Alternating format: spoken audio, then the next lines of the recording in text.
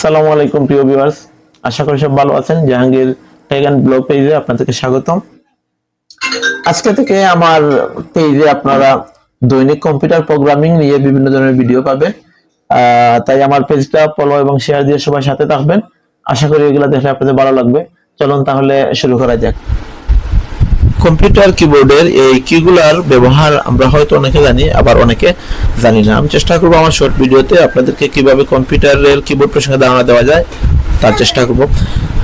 এখন কম্পিউটারের মধ্য অংশে যে কিগুলা দেখতে পাচ্ছেন ওগুলো হচ্ছে অ্যালফাবেট বা বর্ণমালা। আমরা এগুলা দিয়ে সাধারণত বাংলা, ইংলিশ এবং আরবি টাইপ করে থাকি। ট্যাব কির মাধ্যমে আমরা সাধারণত টেবিলের ক্ষেত্রে আমরা ট্যাব কি সবচেয়ে বেশি ব্যবহার করে থাকি। টেবিলের কাজ করতে গেলে টাইম সেভিং এর জন্য ট্যাব কিটা ব্যবহার করলে একের পর এক পরবর্তী করে চলে যাবে।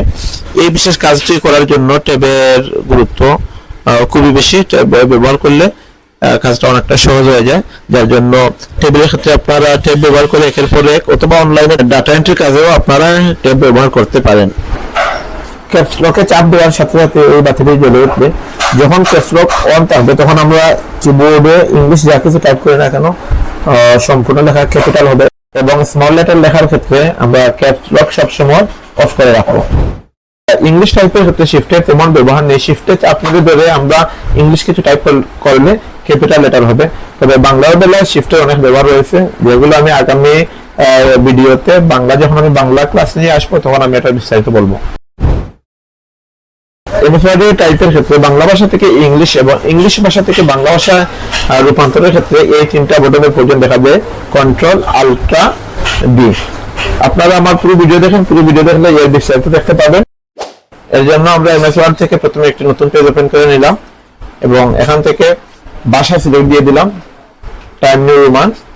এটা হচ্ছে গিয়ে ইংলিশ ভাষা। আমি প্রথমে একটা লাইন লিখতেছি, আই লাভ মাই কান্ট্রি। আমার লেখাটা শেষ হওয়ার পর এন্টার বাটন চাপ দিয়ে আমি নিচে চলে আসলাম। নিচে আসার পর বিজয় দিয়ে আমরা এখন বাংলা টাইপ করব।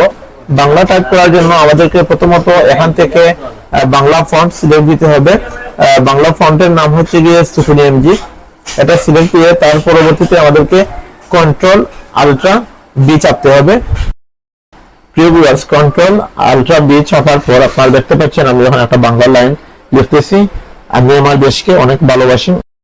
আপনারা চাইলে কম্পিউটারে এভাবে বাংলা এবং ইংলিশ টাইপ করতে পারেন।